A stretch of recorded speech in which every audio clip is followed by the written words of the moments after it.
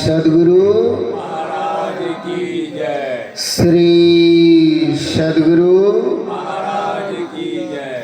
श्री सद्गुरु महाराज की जय।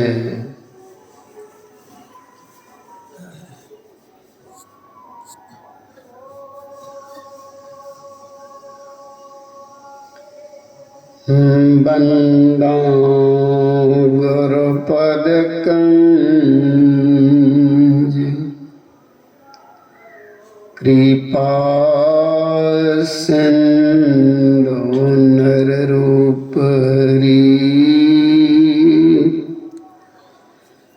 महामोह तम पुंज जासु वचन रवि करनि कर मेरा तुझ में कुछ नहीं,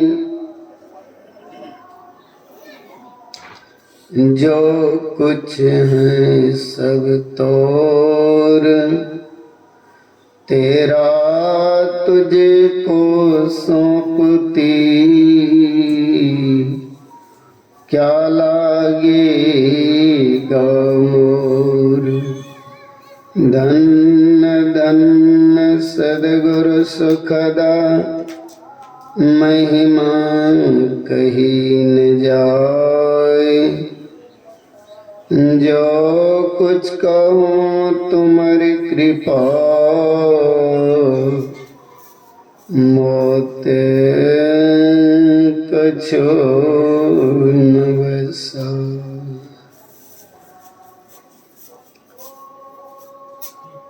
सर्वोच्च सिंहासन पर विराजमान सद्गुरु भगवान की पावन चरणों में अनंत बार प्रणाम।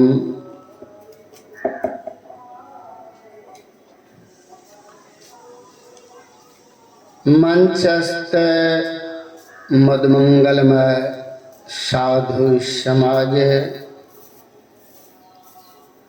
मानव जीवन का सबसे उत्तम कार्य करने हेतु तो सत्संग में पधारी हुई सज्जन वृंद, सत्संग प्रेमियों, माताओं तथा भक्तिमती बहनों, सबों को मेरा सत्य सत्य नमन।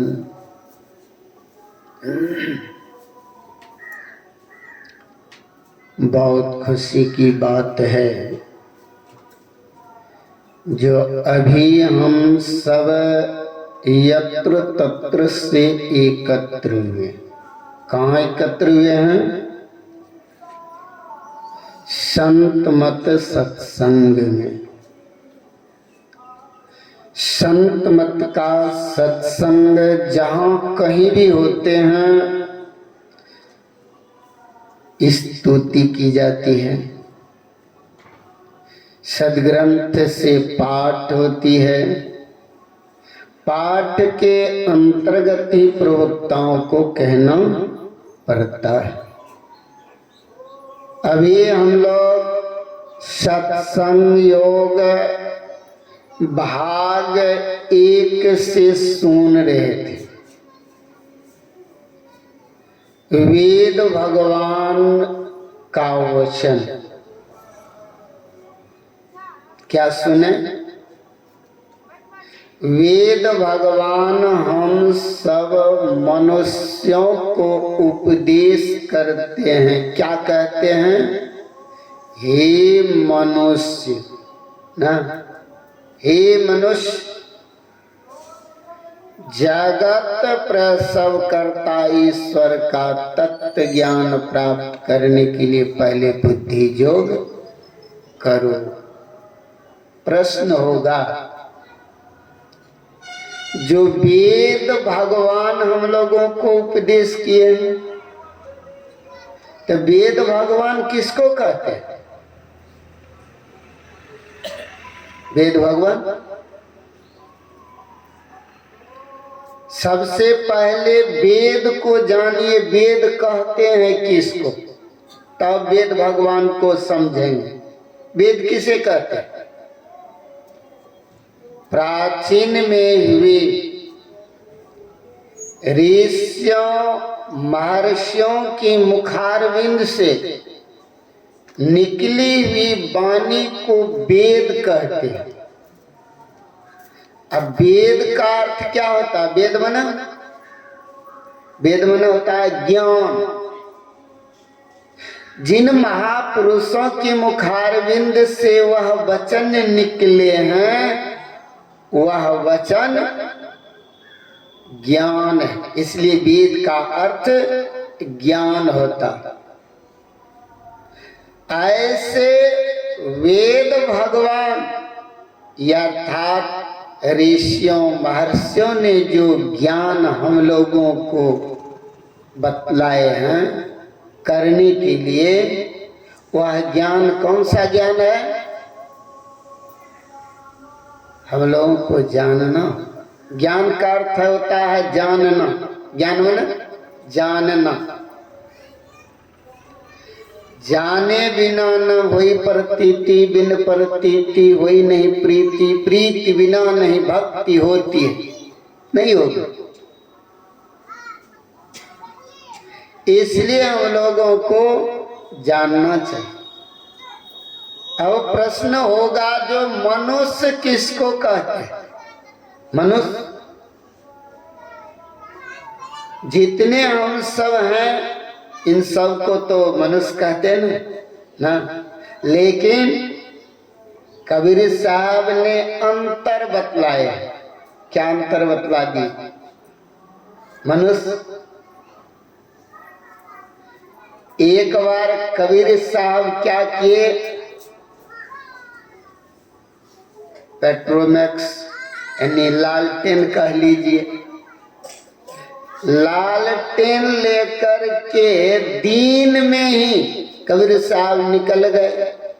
लोगों ने देखा, कबीर साहब से पूछते हैं, आप क्या कर रहे हैं?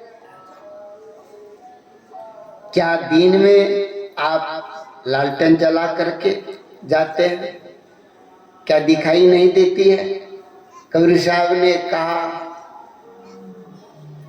मैं मनुष्य को खोज रहा हूं। कहा, इतने रोड पर जो चल रहे हैं सड़क पर, ये सब क्या मनुष्य नहीं है? कबीर साहब ने कहा, नहीं, ये सब मनुष्य का खोल है, खोल। कहा खोल? कहा मनुष्य का खोल। नहीं विश्वास होता तो मेरे पास दिखा देता हूं। कबीर साहब कि उस लालटेन की शीशा पर कहा, देखो इस शीशे से, जैसे दूरबीन में बहुत महीन होते हैं ना, वे महीन से महीन सूक्ष्म वस्तु भी दिख जाते हैं। ठीक उसी तरह संत महापुरुषों की दिव्य दृष्टि तो सूक्ष्माति सूक्ष्म ही है। तीनों लोकों में कहाँ क्या होती है सब जानते। बैठा रहे चला पुल जाता। संत महापुरुष ऐसी दिव्य दृष्टि रहे, उन्होंने दिखलाया शीशे पर। शीशे से देखते हैं तो जितने भी मनुष्य रोड पर चल रहे थे, मनुष्य, पशु, जानवर दिखाई दी।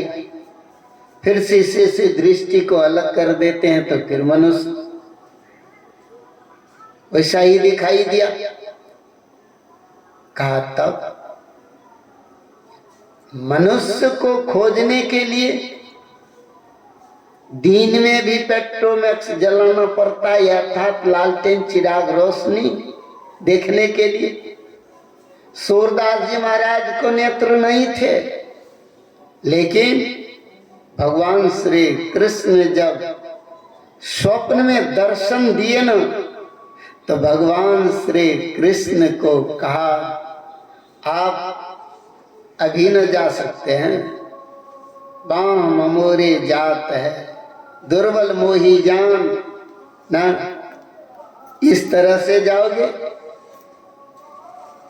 लेकिन जो भक्त होते हैं वे हृदय से भगवान को कभी जाने नहीं देते। कबीर साहब दिखला दिए सबको,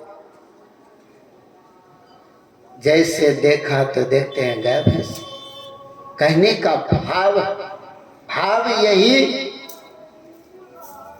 जो मनुष्य सब मनुष्य हैं और फिर भी कहते हैं मनुष्य, इसका मतलब कारण शास्त्रों में मनुष्य के लिए 30 लक्षण बतलाए हैं। कितने लक्षण? 30 लक्षण। अगर 30 लक्षण में पहला गुण कह लीजिए, लक्षण गुण, पहला गुण मनुष्य का सत्य है। सत्य, दया, क्षमा, कृपा, ये सब मनुष्य के लक्षण यानी गुण। अगर आपके पास अगर 30 हैं तो मनुष्य हैं, अगर ये 30 नहीं है तो मनुष्य का केवल खोल है, खोल। मनुष्य किसी वेद भगवान मनुष्य को उपदेश किए हैं। मनुष्य बुझता है, समझता है, जानता है, क्योंकि वह विवेकी है। जानवर में कोई विवेक नहीं है, इसीलिए जो उसको न पाप है न पुण्य है। लेकिन मनुष्य के लिए है कि नहीं? पाप और पुण्य मनुष्य के लिए है। इसीलिए पहला गुण मनुष्य का जो सत्य है, तो अंतिम का सुन लीजिए, वह है समर्पण। क्या है? समर्पण। 30 में से अंतिम का समर्पण है, जिसको हम आत्मसमर्पणम, आत्मनिवेदनम कहते हैं। ये सब कुछ परमात्मा के हैं, उन्हीं को समर्पण कर देना चाहिए। इसलिए मनुष्य को कहा, इसलिए कहा हे मनुष्यों। जगत किसको कहता है? जगत माने संसार होता है। जगत माने संसार। संसार कहते हैं किसको? क्या है संसार? इन शरीर को ही संसार कहते हैं। क्यों? क्योंकि संसार 5 मसाला से बना है। गोस्वामी जी रामचरितमानस में लिखते हैं, क्षिति जल पावक गगन समीरा, पंच रचित अति अधम शरीरा। ये 5 तत्व से बना यह शरीर ही संसार है। जितने तत्व से संसार बना, उतने ही तत्व से शरीर बना। इसीलिए शरीर को ही संसार कहते हैं। इसीलिए काहे मनुष्यों जगत प्रसव। प्रसव का अर्थ होता है क्या? जन्म देना, जन्म देना, उत्पन्न करना, उत्पन्न होना। जो कह लीजिए। तो कहते हैं हे मनुष्यो जगत प्रसव करता, यानी शरीर रूप संसार को जिन्होंने उत्पन्न किया ना, इसको कबीर साहब ने बड़ा ही सुंदर कहा। कबीर साहब क्या कहते हैं? 3 गुण और 5 तत्व इन शरीर रूप संसार में। जहां तक देखते हैं वे सब संसार ही है, क्योंकि गोस्वामी जी भी कहते हैं देखिए सुनिए गुनिए मन माही। जहां तक आप देखते हैं, सुनते हैं और गुणामन करते हैं। साधक जब साधना करते हैं, साधक जब साधना करते हैं तो देखिए बड़े विघ्न, 2 बड़े विघ्न। कौन कौन? एक आलस और दूसरा गुणामन। आलस और गुणामन का त्याग हो जाए तो भजन बनने लग जाए। लेकिन हम लोगों को आलस और गुणामन से फुर्सत मिलता कहाँ जो भजन बने? नहीं बन सकता। इसलिए कहा 3 गुण और 5 तत्व से बीनी चदरिया झीनी रे झीनी। कबीर साहब कहते ये 3 गुण है। कौन कौन गुण होते हैं? रजोगुण, सतोगुण, तमोगुण। यही 3 गुण होते हैं और 5 तत्व, मिट्टी जल अग्नि वायु आकाश, है ना? ये 5 तत्व और 3 गुण से कहते हैं ये शरीर रूपी चादर को बिनने में कितना महीना लग गया? का 9 माह 10 दिन बुनन को लागे ना। इस शरीर को 9 माह लग गए बुनने में, बनाने में। परमात्मा को किसने बनाया? परमात्मा ने इन शरीर को बनाया, इसलिए शरीर को घर कहते हैं। शरीर घर है। शरीर रूपी घर में देखिए पहले घर बनाते हैं और फिर तब पीछे घर में रहते भी हैं। परमात्मा ने घर बनाया और परमात्मा ने ही इस घर में रहता भी है। कैसे? कहा जीव आत्मा के रूप में। गुरु महाराज कहने की कृपा की। आत्मा कहने से परमात्मा का बोध होता है, यानी ज्ञान। आत्मा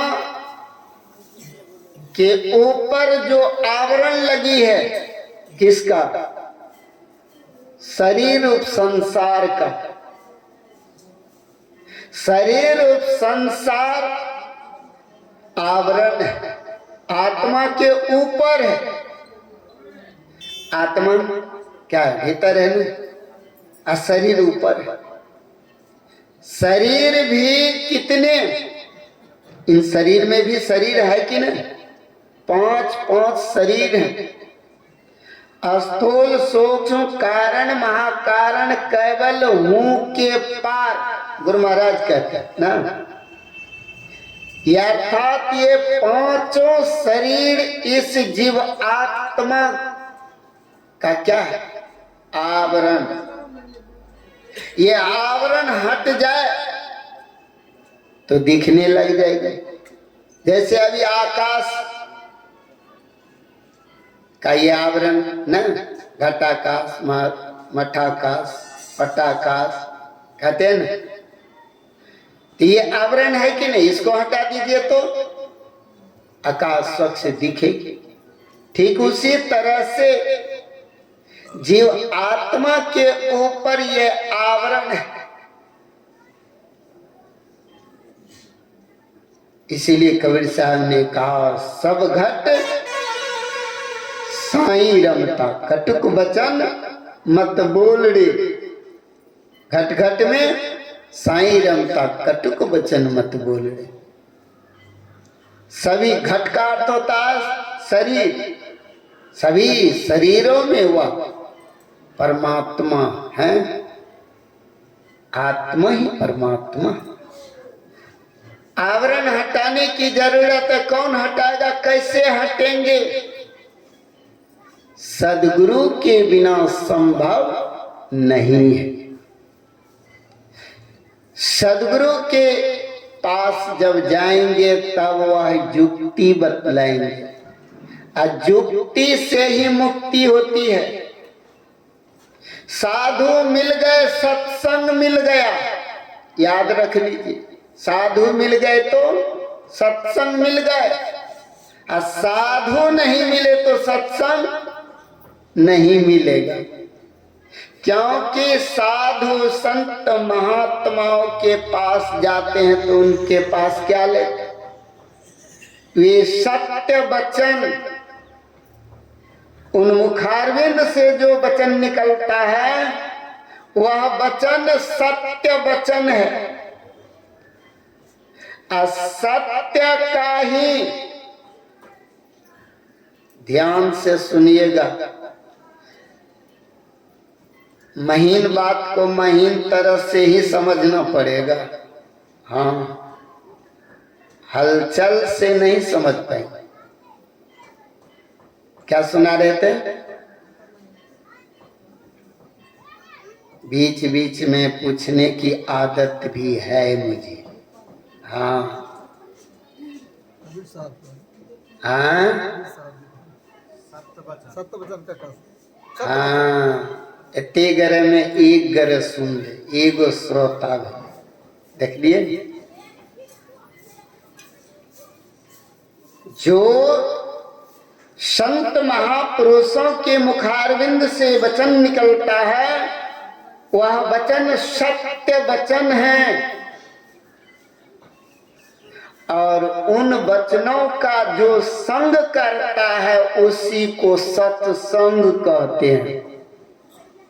सत्संग किसे कहते?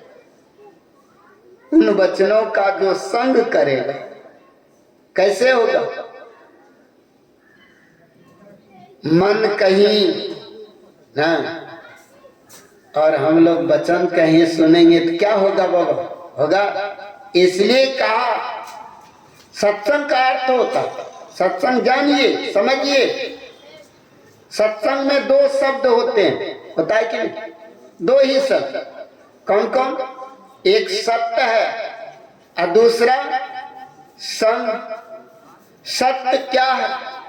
का सत्य सोई जो बिन से नहीं, जिनका विनाश नहीं होगा वह सत्य होगा। ऐसे का जो संग करेगा वह सत्संग करता है। सत्संग को दो भागों में क्या कहते हैं?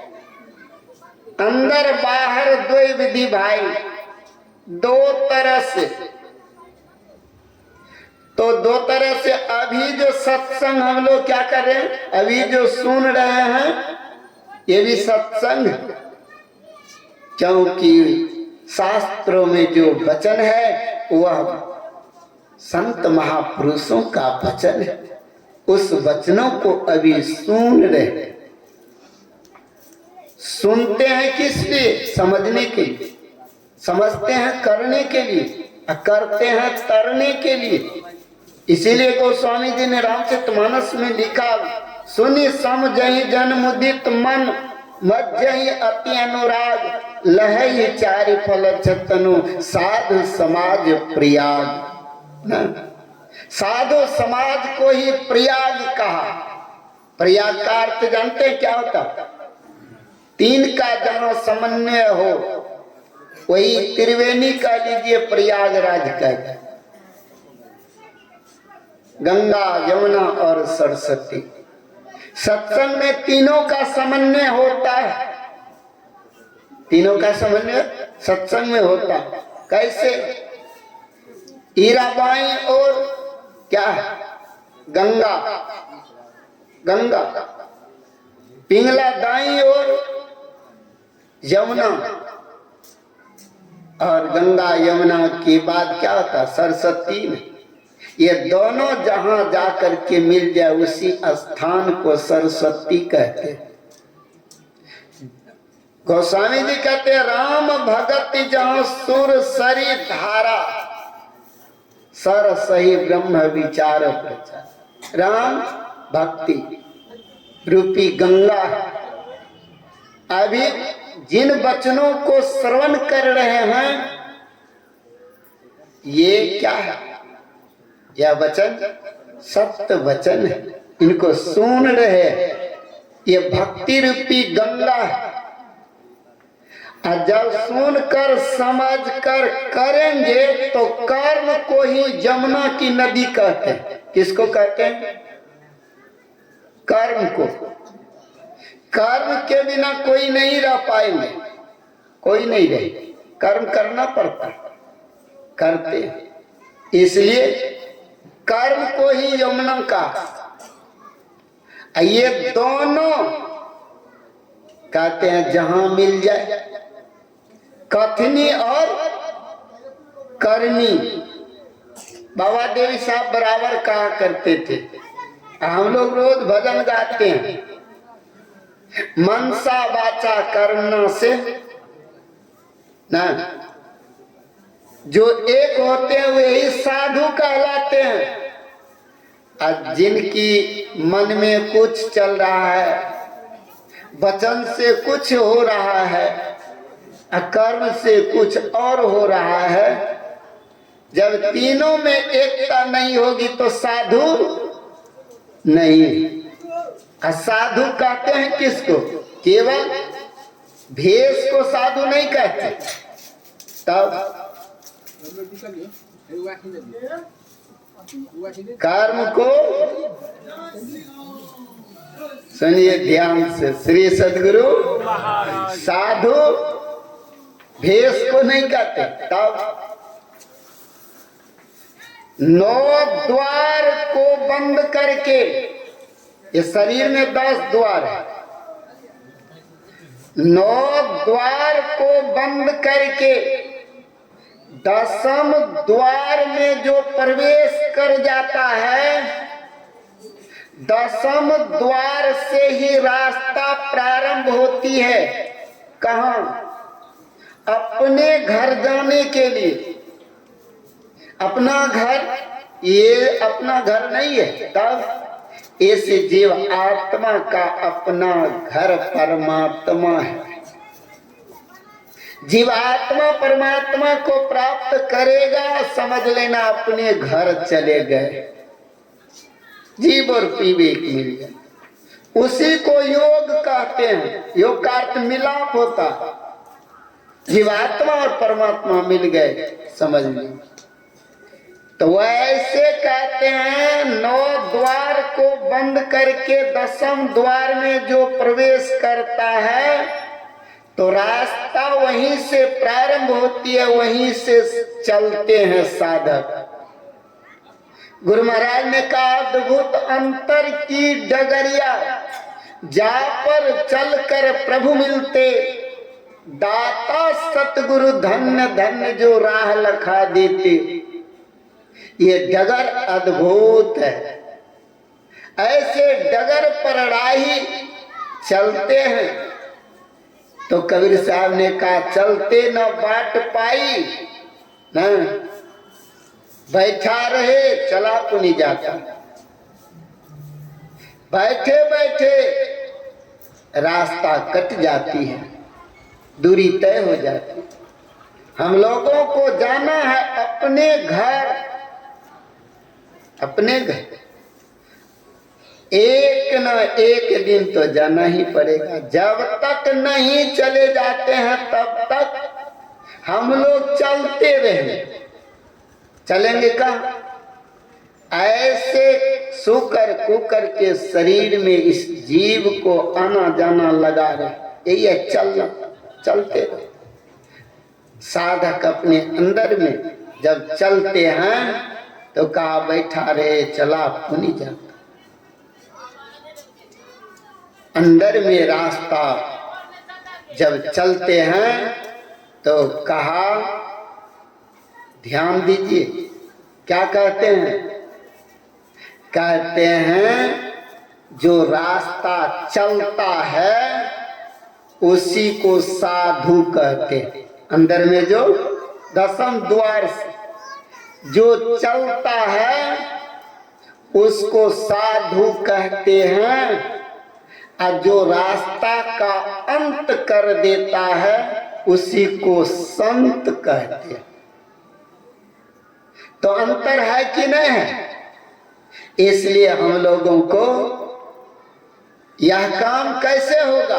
कहा गुरु युक्ति से नहीं हो सकता, बिना गुरु युक्ति के नहीं होगा।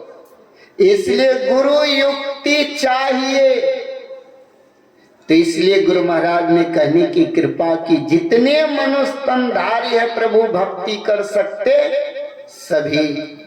इसीलिए ये तीनों काम सत्संग में होता है कि नहीं? गंगा यानी बाईं ओर की दृष्टि में क्या है? इरा यानी बाईं ओर, ये गंगा है, और दाईं ओर जमुना। ये दोनों धार जहां मिलेगी वहीं त्रिवेणी संगम कहलाएगा। यह जुक्ति से होगा, जुक्ति करे तो सहज ही करे। इसीलिए हम लोगों को यही काम करना चाहिए। तो हम लोग मनुष्य शरीर में हैं, तो मनुष्य शरीर में है तो सत्संग करेंगे कि नहीं? यह जीव आत्मा जिसका है उसको समर्पण करोगे कि नहीं? किसका है? गोस्वामी जी ने कहा, ईश्वर अंश जीव अविनाशी, चेतन अमल सहज सुख राशि। यह ईश्वर का अभिन्न अंश है। तो जिसका जो वस्तु होता है उसी को समर्पण करने में आनंद आता है कि नहीं? उसी में आनंद आता है। लेकिन हम लोग तो वस्तु किसी और की समर्पण करें, किसी और की ना करते हैं कि नहीं? यह जीव आत्मा परमात्मा के हैं, लेकिन परमात्मा को हम समर्पण नहीं कर पाते हैं। न जाने किन किन के हाथों में हम अपने को बिके हुए होते हैं, पता ही नहीं चलता। इसीलिए सत्संग की बड़ी महिमा। इसलिए वेद भगवान हम लोगों को यही उपदेश दिए, ही मनुष्यों जगत प्रसव करता ईश्वर का तत्व ज्ञान प्राप्त करने के लिए पहले बुद्धि योग करो, मतलब सत्संग करो। तो सत्संग दोनों प्रकार के होना चाहिए। अंतर सत्संग ध्यान भंगा कहते हैं। इसलिए अंदर में भी और बाहर में भी। बाहर में सुनिए समझिए और अंतर में कीजिए ना। बाहर में सुनिए समझिए, अंतर में कीजिए। इसलिए प्रैक्टिकल भी होती है, प्रैक्टिकल करके देख लीजिए। जैसे कहते हैं हाइड्रोजन ऑक्सीजन मिलाने से पानी बन जाते हैं, तो मिलाएंगे, करेंगे, देखेंगे तब ना, प्रैक्टिकल करेंगे तब।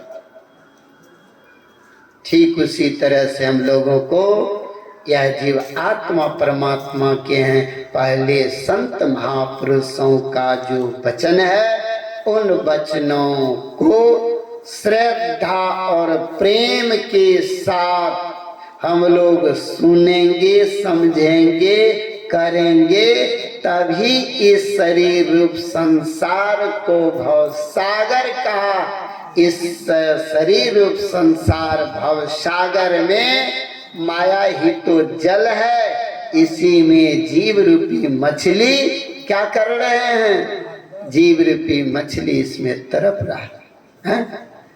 हम मछुआ जाल फंसा फंसा करके क्या करते?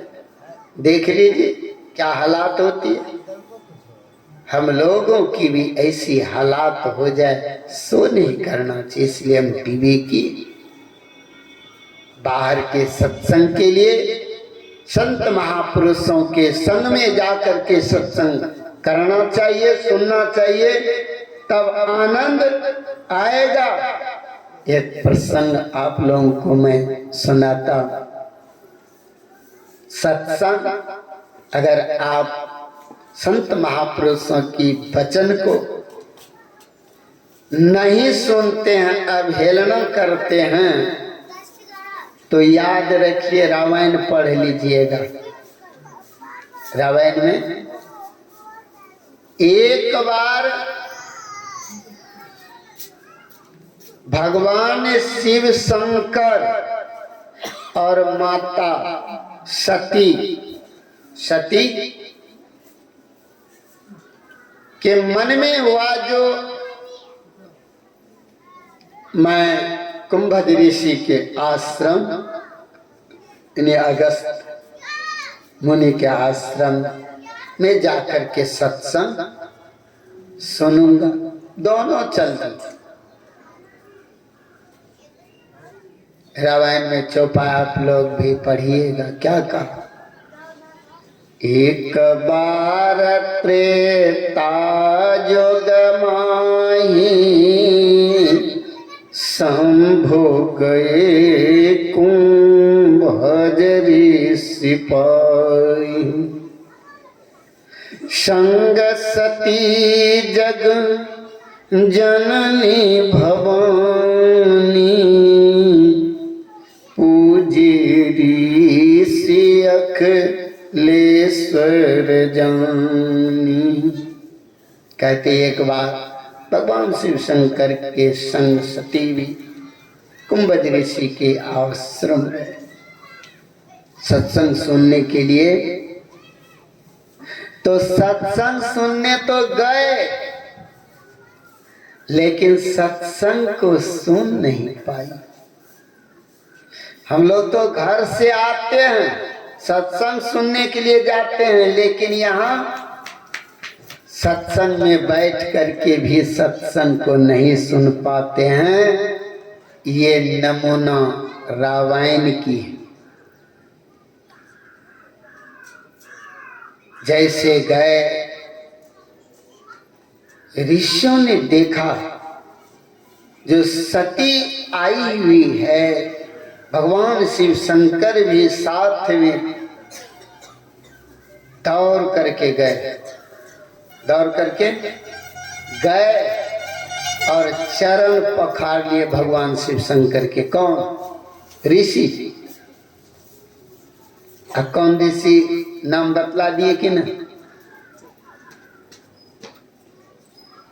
कुंभज ऋषि, जिसको अगस्त ऋषि भी कहते हैं।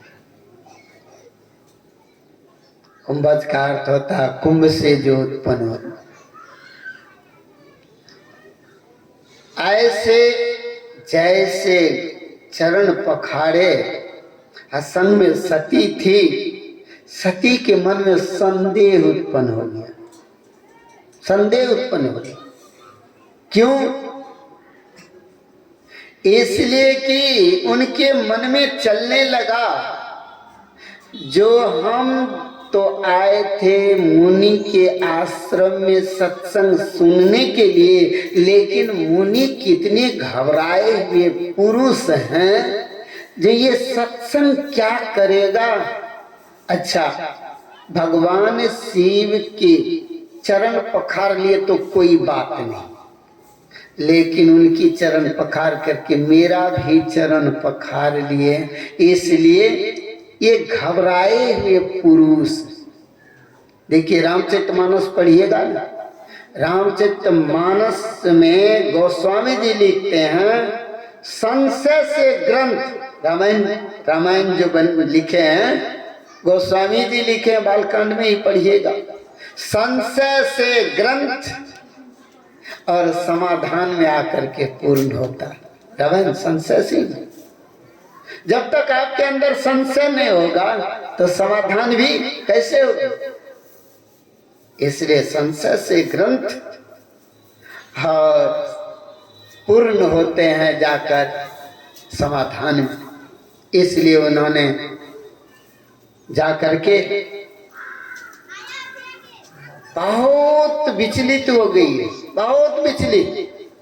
सती के मन में ऐसा होने लगा जो है ये घबराए हुए पुरुष क्या सत्संग करेंगे।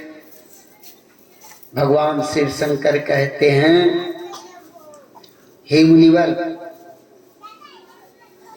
उच्च आसन पर बिठा दिए भगवान शिव शंकर और कहते हैं, हे प्रभु आप राम कथा मुझे सुनाइए। भगवान शिव शंकर कहते मुनि से, आप राम कथा यानी सत्संग सुनाइए। और जैसे कहा सत्संग सुनाइए, वैसे ही बड़े आनंद विभोर हो गए। हम लोग तो सत्संग सुनते हैं तो कल फुर्सत नहीं है, नहीं जाएंगे। यहाँ भगवान कहते हैं सत्संग जैसे नाम लिया आनंद विभोर हो गए। कहते हैं सत्संग सुनाइए। अब ऋषि कहते हैं मैं इनको सत्संग सुनाऊं? ये राम कथा रामायण की रचयिता स्वयं भगवान शिव शंकर ही हैं। रामायण किसने लिखी? भगवान शिव शंकर। गोस्वामी तुलसीदास जी महाराज तो हिंदी में अनुवाद किए हैं, वाल्मीकि जी भी संस्कृत में, लेकिन रामायण भगवान शिव शंकर ने ही लिखे। इसलिए भगवान शिव शंकर वक्ता के रूप में है तो माता श्रोता के रूप में ग्रंथ बन गए। इस तरह से जब रामायण की रचयिता भगवान कह रहे, लिखे यही सब कुछ करने वाले, अब फिर भी हमसे पूछते हैं, कहते हैं राम कथा, तो ठीक है, अच्छी बात है, मैं सुनाऊंगा तो मेरा मुंह भी पवित्र हो जाएगा, मुख भी पवित्र हो जाएगा। कहता के मुख हरि बस है, और सुनता के दोनों कान, और कहता सुनता दोनों तरह तरह वो थाम। अभी आप लोग सुना जो भगवान शिव शंकर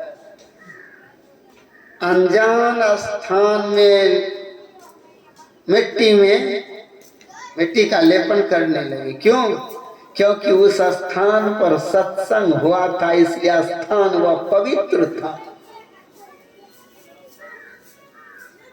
कि ये ठाव का प्रभाव जहाँ सत्संग होता,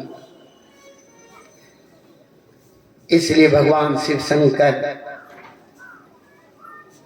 को कहते हैं, भगवान शिव शंकर तो आप कथा सुनाइए, तो कहते हैं मेरे मुंह पवित्र हो जाएंगे। कथा उन्होंने सुनाने लगे, विभोर हो गए कथा सुनाने में, क्योंकि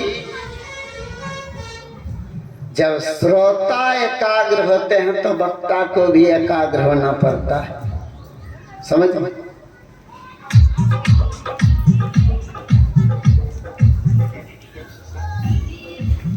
भगवान शिव शंकर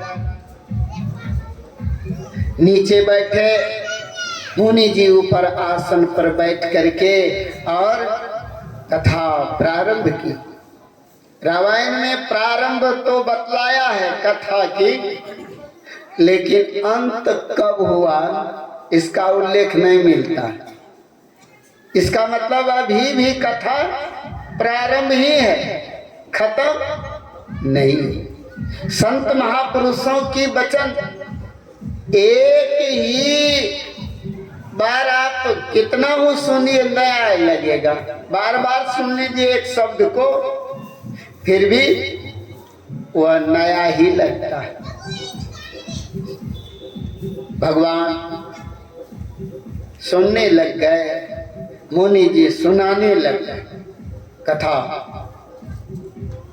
लेकिन संग में सती है, वाम भाग में बैठी हुई, लेकिन सती एक बार भी सत्संग नहीं सुनी, एक बार भी नहीं। क्यों नहीं सुना? क्योंकि उसका मन तो संकल्प विकल्प में लगा हुआ है। समझ गए? बहुत आदमी कहते हैं बाबा अपने कहने जाइयो कि हम सुने छिए। क्या सुने? जहाँ दृष्टि जाती है वहीं मन जाता, जहाँ मन जाता वहीं दृष्टि जाती है। क्योंकि दृष्टि में ही मन की वृत्ति होती है। जहाँ जहाँ दृष्टि जाएगी वहाँ वहाँ मन जाएगी। क्योंकि मन और चेतन का जो संग है वह दूध और घी की तरह ही है, दूध और घी की तरह। इसलिए दूध के रग रग में क्या है? दूध के रग रग में घी। ठीक उसी तरह से मन और चेतन दोनों घुले हुए, दूध और घी की तरह मिला हुआ। मन मर जाता है, लेकिन मन के संग में रहकर चेतन नहीं मरते। मन में विकार होते हैं, लेकिन चेतन आत्मा में विकार नहीं होते। ये चेतन आत्मा निर्विकारी है, निर्विकार। विकारियों का संग निर्विकारियों से है। इसीलिए हम सबको सत्संग करने या मन नहीं देता। मन का काम है संसार के तरफ लगाना। साधक अपने संसार का त्याग करके और इसको खींच खींच करके भजन में लगाते हैं। भगवान श्री कृष्ण ने कहा दो मन न भयो 10-20 मन नहीं है। एक ही मन को चाहे भजन में लगाओ और चाहे भोग में लगाओ। क्योंकि जिन मन को मंत्र दे करके भजन में लगाते हैं, उन मंत्र को मन छोड़ करके विषयों को ग्रहण करता है। इसका कारण क्या है? इसका कारण यही है जो मन का काम है संसार में लग करके रहना। इसी संसार से खूंटा को उखाड़ करके परमार्थ में साधक बैठ करके लगाते रहते हैं। यही देवासुर संग्राम साधक अपने जीवन में करता ही रहता है। जैसे अगर आप मन और मंत्र को बारंबार देते रहेंगे तो मन फिर संसार को छोड़कर मंत्र को पकड़ लेगा। अब मंत्र को पकड़ लेगा तब समझ लीजिए जो मन में विकार होता है। जैसे साबुन लगा दिए तो मैल खत्म। मन में जो मल है तो वह ज्ञान साबुन है ना, वह ज्ञान साबुन है। मन की मैल को धो डाल लेगा। हाँ, केवल मन की मैल को धोता गुरु ज्ञान रूपी साबुन। शरीर कपड़ा है, प्रेम पाठ है। पाठ समझ गए? प्रेम पाठ। ज्ञान साबुन है, श्रद्धा जल है। जो साधक इस तरह से भजन करता है उसी का भजन बनता भी, नहीं तो भजन नहीं बनता। इसलिए उन्होंने क्या किए हैं? भगवान शिव शंकर विभोर हो गए हैं सुनने में, लेकिन सती बगल में बैठ करके क्या करती है तो चिंतन कर रही है। एक चिंतन समझ गए? एक चिता भी जलाती है और एक चिंतन होता है जो देखिए, ध्यान दीजिएगा, चीता न चौहर्षी का तो आकर होता है चीता, और चौहर्षी का अंस्वा तो आकर होता है चिंता, है वो केवल अनुस्वार का चिंता। आप चिंता करोगे किसका?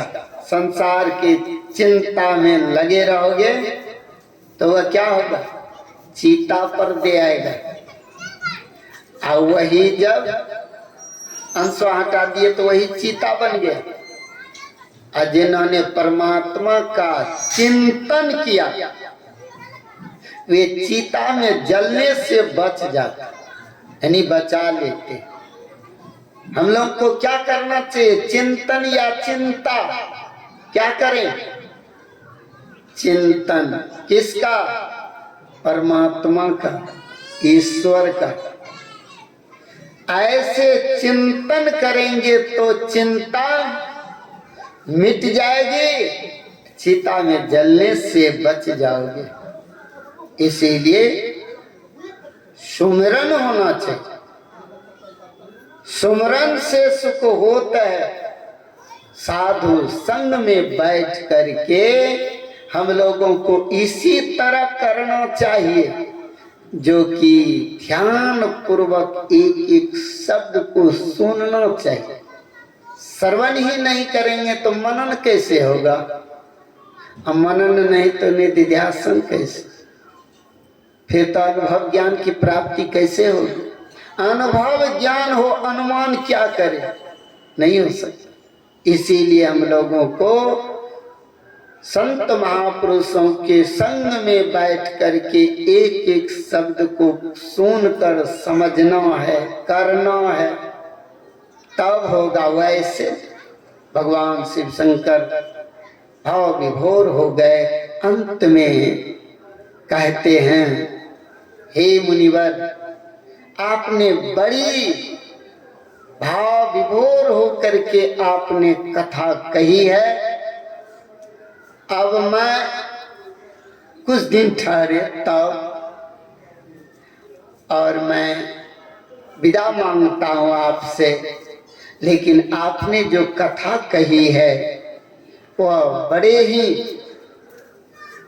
विभोर होकर आनंद मन से कहे। इसीलिए भेंट में आपको मैं कुछ देना चाहता हूं। किसने कहा? भेंट में कुछ देना चाहता हूं। आपकी जैसी इच्छा हो मांग लीजिए। जो वस्तु की आवश्यकता आपको हो वह वस्तु आप मुझसे मांग लीजिए। हम लोग मांगना सीखे, अभी तक नहीं सीखे, नहीं मांगना नहीं सीखे।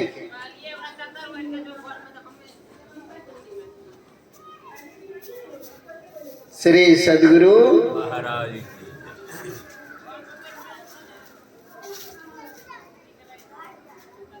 मांगना हम लोग नहीं सीखे।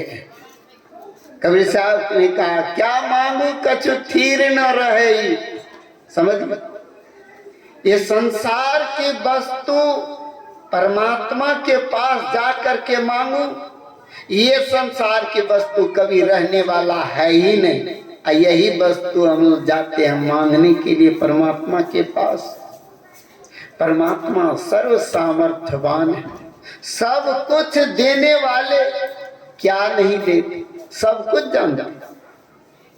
जैसे माता पिता को वस्तु की जरूरत होती है पुत्र को, तो ये जानते हैं। नहीं भी मांगोगे तो भी मिलेगा, तो भी मिलेगा। ऐसे जीव आत्मा परमात्मा के पुत्र आपको देंगे, नहीं देंगे सुन। इसलिए मांगने की जरूरत नहीं। क्या मांगू कछु थीर नहीं, इस संसार की वस्तु। अब कहते हैं मैं क्या मांगू? सोच विचार करके देखिए, ज्ञानी 100 बार सोचते हैं काम करने से पहले। हम मूर्ख नहीं सोचते हैं, करके सोचते हैं ना। देखिए यही तो अंतर है।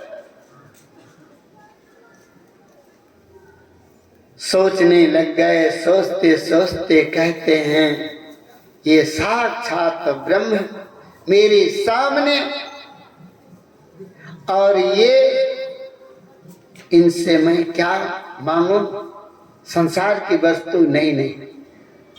मैंने राम कथा सुनाई है, तो राम की भक्ति भी तो यही दे सकता, और दूसरा कौन दे सकता। भगवान शिव शंकर से कहा, मुनि ने कहा, हे प्रभु, अगर आप बार बार कहते हो मांगने के लिए, तो मैंने राम कथा कही है, तो आपने क्या कर दी, राम की भक्ति मुझे प्रदान कर दीजिए।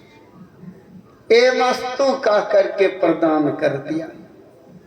देख पदावली को पढ़िएगा, गुरु महाराज लिखते, मोहि दे दो भक्ति दान सतगुरु हो दाता जी। मतलब एक संत और दूसरा शिव के सिवा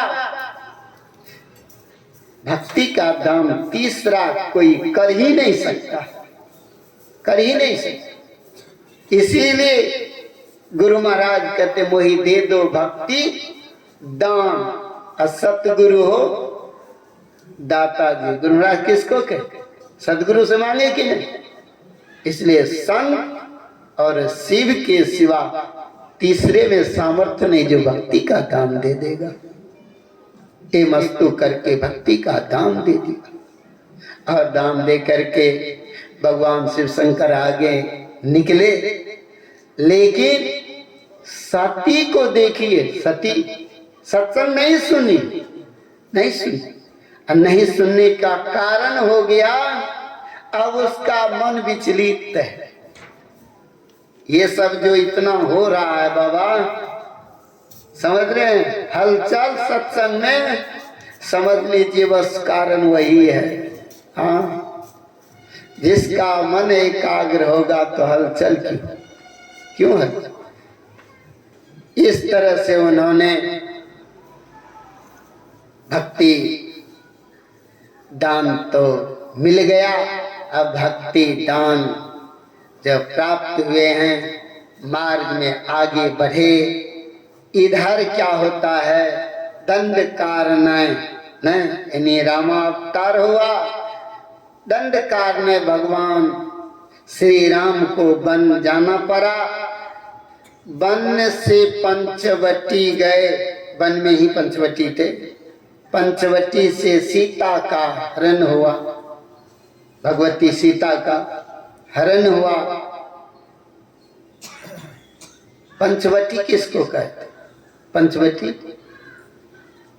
पंच भौतिक देह को ही पंचवटी कहते। इन देह में जो शरीर में इंद्रियां कितनी है, 14 इंद्रियां। 14 इंद्रियों में शक्ति कहां से आती है,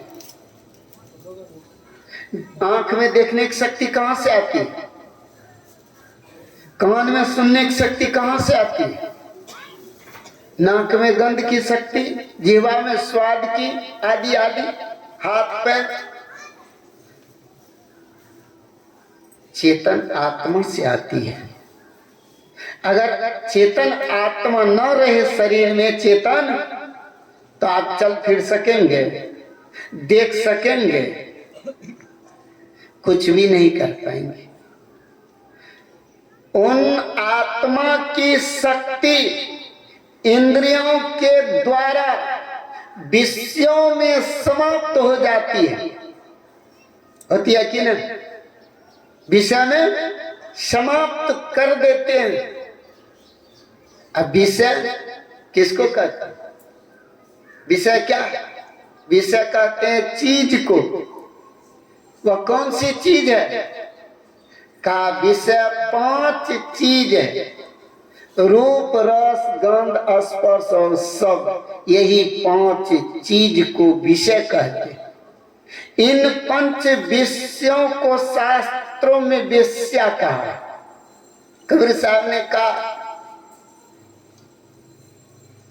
बेसिया फाड़े जोड़ा सरिया हो साहब हमार बड़ी दुर्गति। हम शरीर नहीं है, हम शरीर में रहने वाले हैं। शरीर जड़ है, शरीर में रहने वाला चेतन है। इन्हीं दोनों का जो संग हुआ है, और हम लोग कहते हैं ना सत्संगी हैं, हम लोग का सत्य से संग हुआ कहाँ जो सत्संगी हैं। सत्य से संग नहीं हुआ, असत्य से संग हुआ। ये शरीर रूप संसार असत्य है, एक न एक दिन जाएगा, दुख देगा। ये संसार किसी को सुख नहीं दिया है, किसी संसार सुख का नगर है ही नहीं, इसीलिए दुख का नगर दुखालय कहा। इस शरीर रूप संसार में जीव आकर के दुख ही भोगता। तनगर सुखिया काहू न देखा, जो देखा सो दुखिया हो। उदय हस्त की बात कहता है, सबका क्या विवेका हो।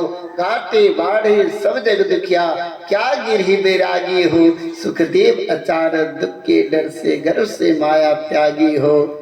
सांच कहे तो कोई न माने, झूठ कहा नहीं जाई हो। कबीर साहब कहते कहते कह दिए, जोगी दुखिया जंगम दुखिया, तपसी को दुख दुना हो। ब्रह्मा विष्णु महेश सूर दुखिया, जिनिया राह चलाई हो। अब दो दुखिया भूपति दुखिया, रंक दुखी विपरीती हो। कहे कबीर सकल जग दुखिया, संत सुखी मन जीती हो।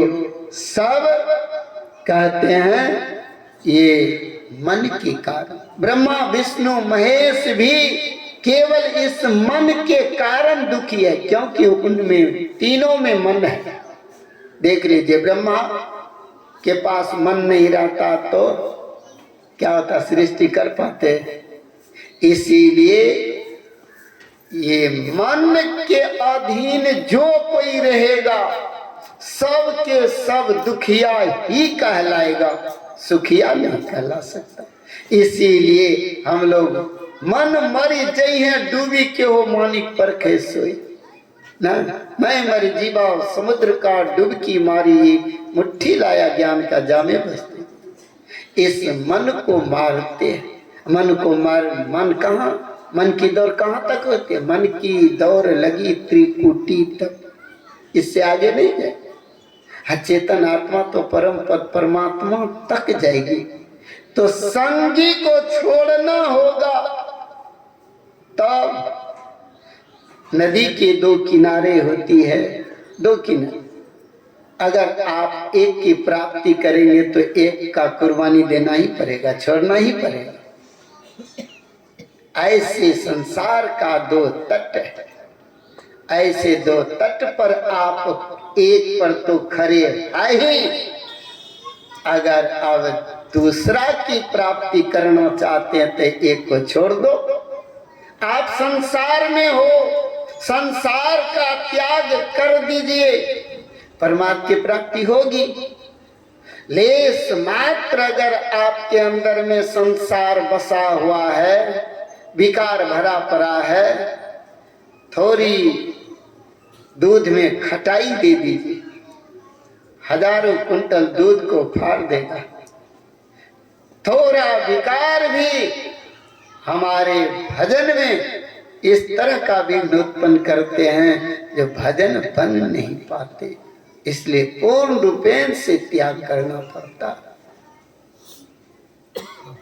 इसीलिए पंचवटी कहा, इस पंच भौतिक देह को ही, और देह में इंद्रियों में जो शक्ति आई चेतन आत्मा की, तो इंद्रियां क्या है?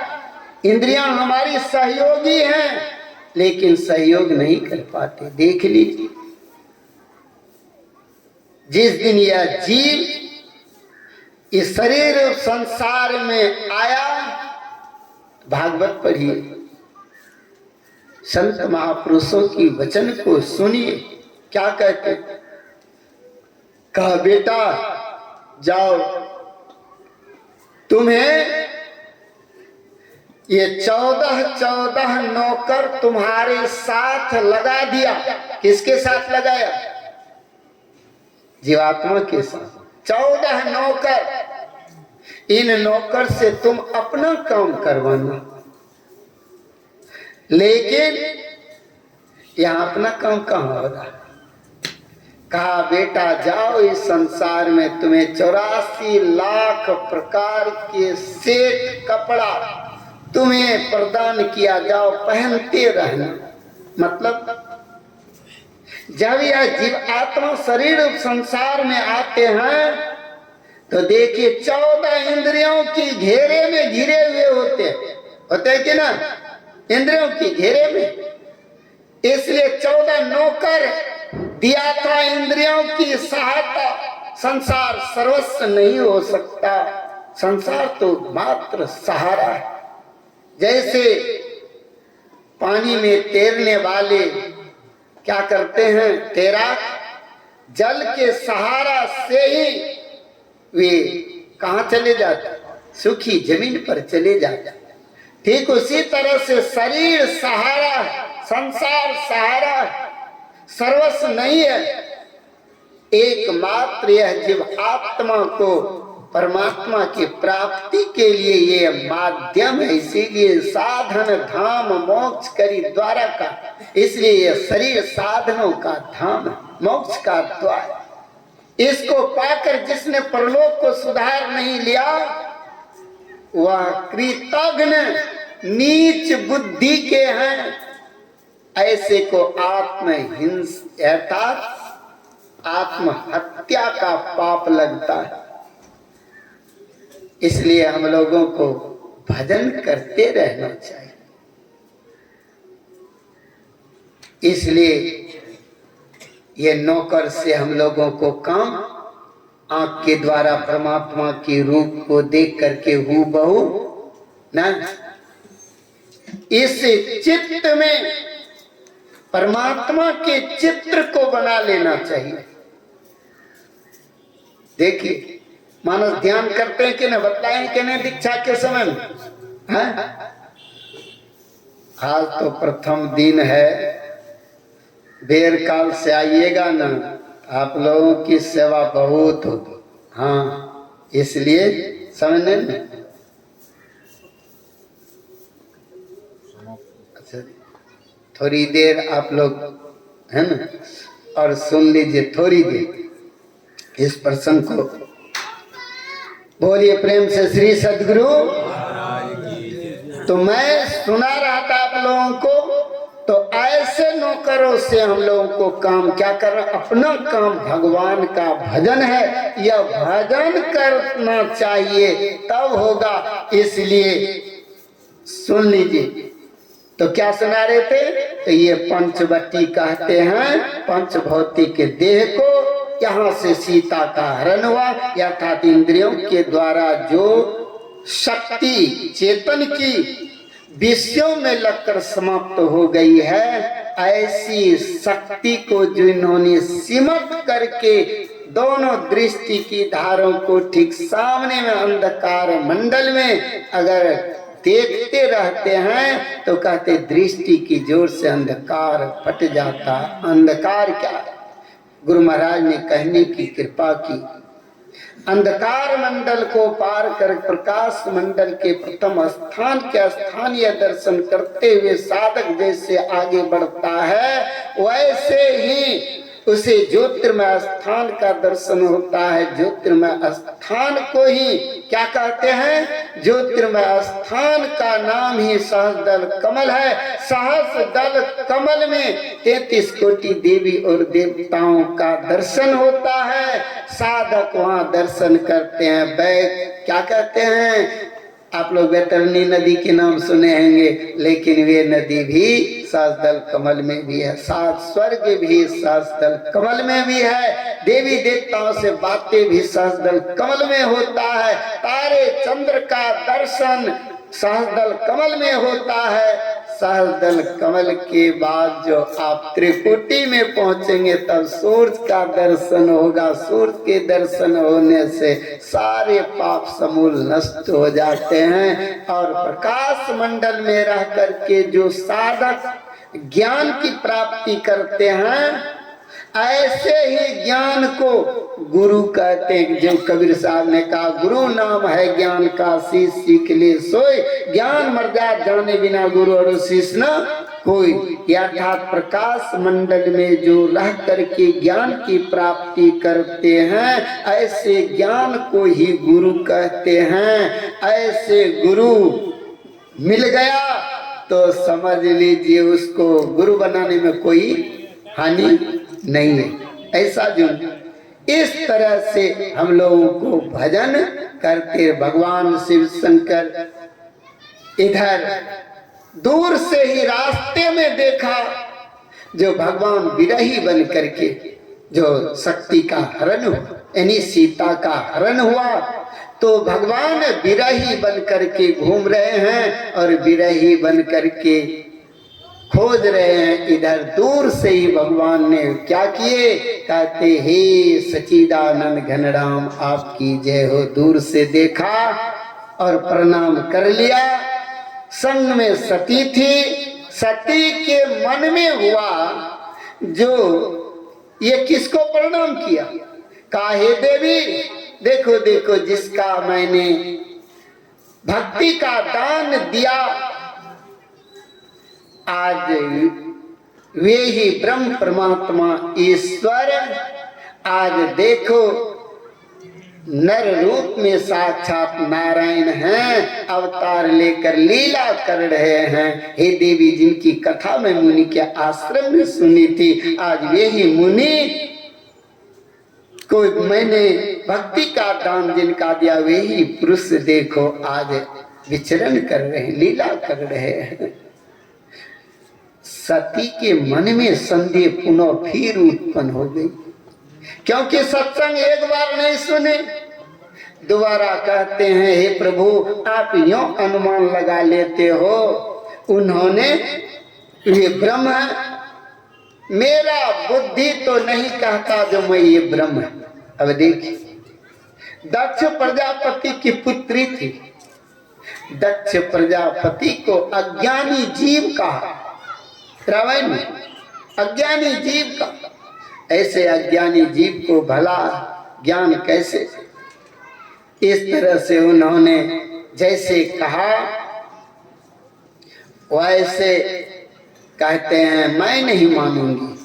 कहा नहीं, बहुत समझाए फिर भी सती नहीं मानी। तब अंत में कहा हे देवी अब तो एक ही उपाय बच गया, अब जाओ परीक्षा ले लो, ये राम ब्रह्म है, जाओ परीक्षा ले लो।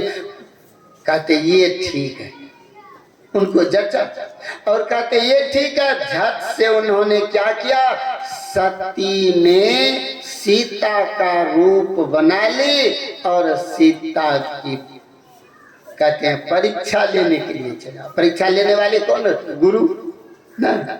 देखिए याद रखिए, जैसे उन्होंने गया सीता का, सीता जब भगवान श्री राम के पास में थे तो आगे चलते थे कि पीछे, भगवान के आगे चलते थे सीता की पीछे, पीछे चलती थी ना, पीछे चलती थी।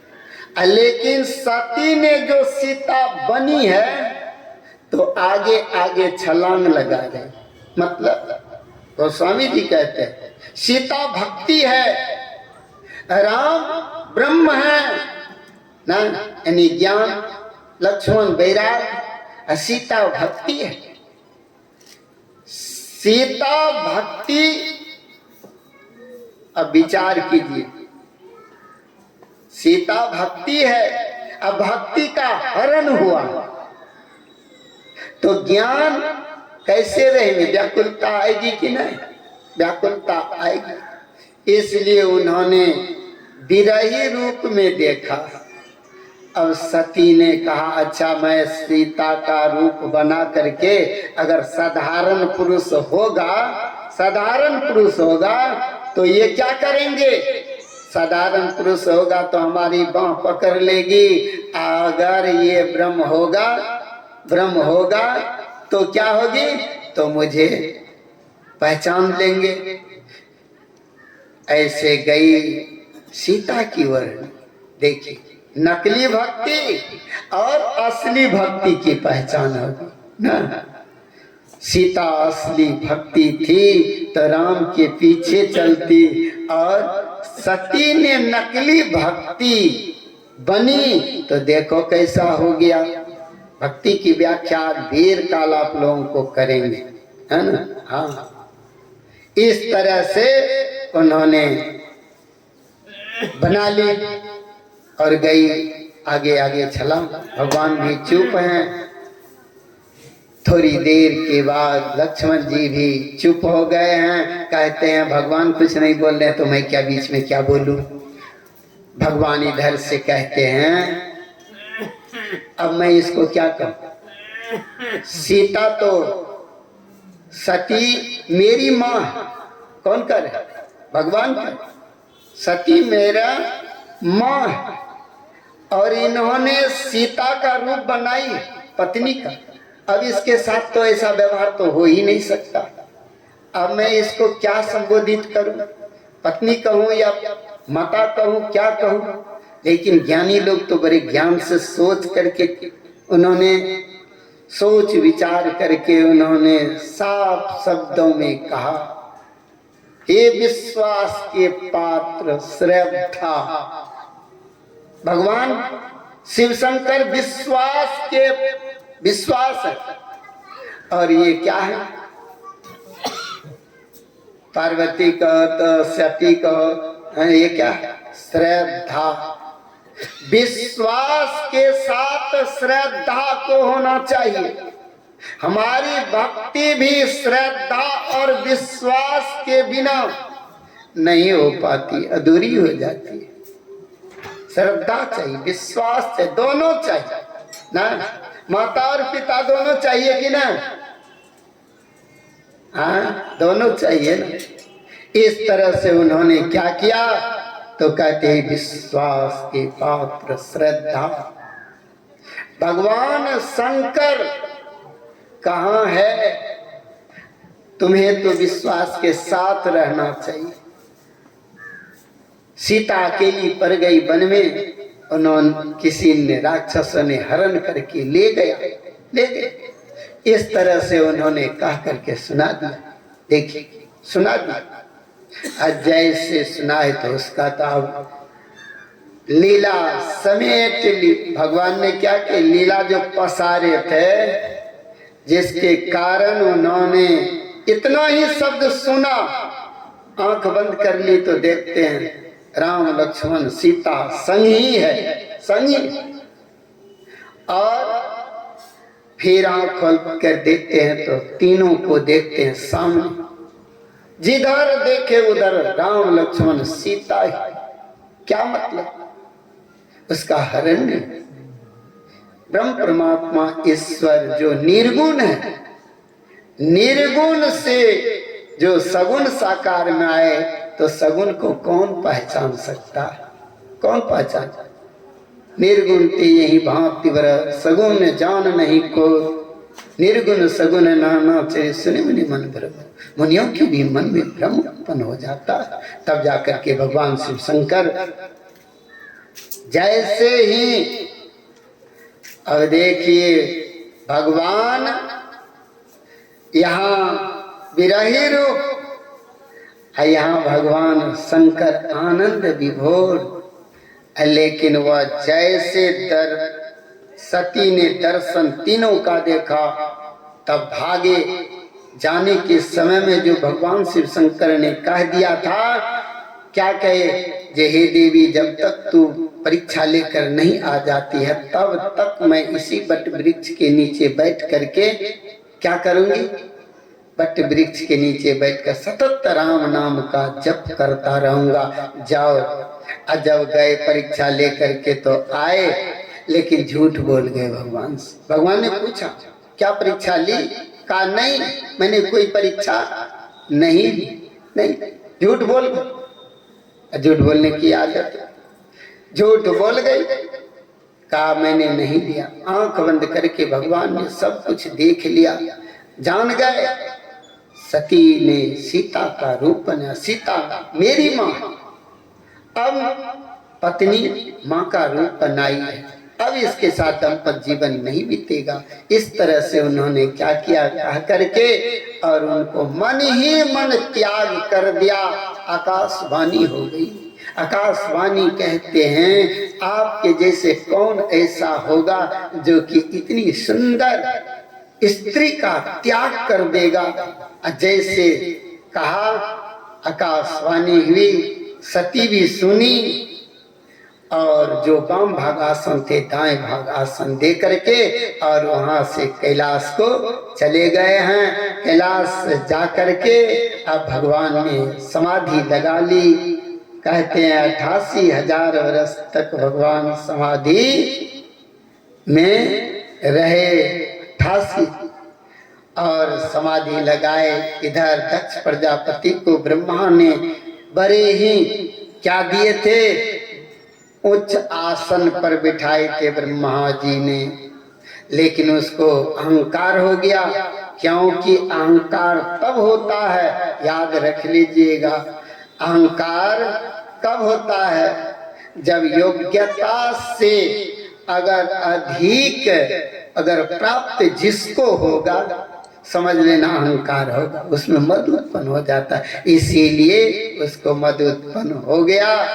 और एक दिन ब्रह्मा के सभा में सब देवगण आए, शिव जी भी उसमें थे। शिव जी समाधि लगा बैठे रह गए। सब उन्होंने उठकर सम्मान किया देवता लोग, लेकिन शिव जी नहीं उठे। उसी कारण वे क्या किए तो उसी दिन से बैर भाव शिव जी से रखने लगे। सबों ने सम्मान किया, लेकिन आज इन्होंने दामाद ने ही सम्मान नहीं किया। उन्होंने एक यज्ञ का अनुष्ठान किया। यज्ञ का अनुष्ठान करके सब निमंत्रण सबको भेज दिया। सबको कह दिया मेरी बेटी दामाद कैलाश के ऊपर हैं और कैलाश के ऊपर से ही विमान लेकर के सब कोई आना। सब देवता लोग विमान सजा सजा करके जा रहे हैं। इधर समाधि जब खुली है तब जाकर सती आई। सती का युग बीत रहे, एक पल भी युग के समान बीत रहा। तब जाकर के कहते अब मैं क्या करूं? तो कहते अब राम कथा आप सुनिए। राम कौन से राम हैं? एक दशरथ घर की कहते सगुन राम दशरथ घर डोले, जीव राम घट घट बोले, ब्रह्म राम का सकल पसारा, निर्गुण राम सबसे न्यारा। ये 4 प्रकार के राम में अंतर क्या है? तो कहते ये ही एकमात्र ब्रह्म परमात्मा ईश्वर हैं। वे भिन्न भिन्न रूप को धारण कर सगुण साकार में आते हैं। इसमें सबको भ्रम हो जाता है। आप लोगों को वीर काल पुनः फिर भक्ति की अति सुनाएंगे, क्योंकि आप लोग अभी कथा बड़ी लंबी है। मैंने बहुत समास रूप में आप लोगों को कहा, समझ गए? मेरे कहने का भाव यही था। देखिए जैसे कैलाश पर अब वे कथा सुन रहे हैं, भगवान सुना रहे हैं, लेकिन एक बार सत्संग जब साधु संत महापुरुषों के संग में होकर के सती ने सत्संग जो नहीं सुनी, तो अब उसका मन भी बार बार देख के वहां भी कहते हैं, कहते हे प्रभु ये विमान किसका जा रहा है? कहा देवी तुमको क्या लेना देना है? क्या लेना देना? अरे तुम कथा सुनो, लेकिन कथा पर ध्यान नहीं, विमान पर कथा चला गया, विमान पर उसका। तब जाकर के भगवान ने सब कुछ कह करके सुना दिया। मुझसे बदला लेने के लिए तुम्हारे पिता दक्ष प्रजापति ने ही यज्ञ का अनुष्ठान किया है और उसी यज्ञ में देवता लोग जा रहे हैं। मेरे कारण तुमको भी निमंत्रण नहीं दिया, इसीलिए आज तू भी नहीं। उन्होंने हठ पूर्वक अपने पिता के है ना, यज्ञशाला में चले गए, भगवान शिव शंकर का अंश नहीं देखा, अंगूठा से उन्होंने क्या किया, प्रज्वलित कर ली और चिता जला करके भस्म हो करके उसी में समाप्त हो गई, मतलब मरणम पर। सत्संग, मेरे कहने का भाव है, सत्संग जो जीव गुरु की शरण में नहीं लगेगा, ऐसे जीव की दुर्गति सुनिश्चित है, सुनिश्चित। इसीलिए यह जीव को चाहिए जो सदगुरु की शरण में ले जा करके युक्ति प्राप्त करके थोड़ा थोड़ा भी ध्यान भजन सत्संग करते रहे, उन रूपी पूंजी जमा होते होते एक दिन यह जीव आत्मा परमात्मा को प्राप्त कर परमात्मा स्वरूप हो जाएगा। हम प्रभु प्रभु हम एक ही हुई, द्वंद रुद्रित रहे नहीं कोई, मेरी ऐसी आरती कीजिए ना। इस तरह से हम लोगों को सत्संग करना चाहिए। अब आप लोग गायक जी से भजन सुन लीजिए, बोलिए प्रेम से श्री सद्गुरु महाराज।